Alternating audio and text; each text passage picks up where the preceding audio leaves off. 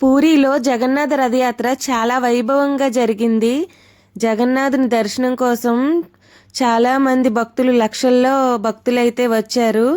సోదరుడు బలభద్రుడు, సోదరి సుభద్రతో గుండీచా ఆలయానికి జగన్నాథుని ప్రయాణం కన్నుల విందుగా కొనసాగుతుంది. ఈ ఉత్సవాలు 9 రోజులు జరుగుతాయండి. స్వామివారి రథం లాగడానికి ప్రతి సంవత్సరం ఆషాఢమాస శుక్లపక్ష విధియ నాడు ఈ యాత్ర నిర్వహిస్తారు. 9 రోజుల ఉత్సవంలో భాగంగా స్వామివారు ప్రధాన ఆలయం నుంచి గుండీచా ఆలయానికి యాత్రగా వెళ్తారంట. ఈ గుండీచా ఆలయాన్ని స్వామివారి జన్మస్థలంగా విశ్వసిస్తారు. 3 కిలోమీటర్ల మేర సాగే ఈ యాత్రలో భక్తులు జగన్నాథుని రథం, నందిఘోష్, బలభద్రుని రథం, తాళధ్వజ, సుభద్రాదేవి రథం దర్పదలను భక్తులు స్వయంగా లాగుతారు. ఈ యాత్ర చూడడానికే కన్నుల విందుగా ఉంటుంది. Please like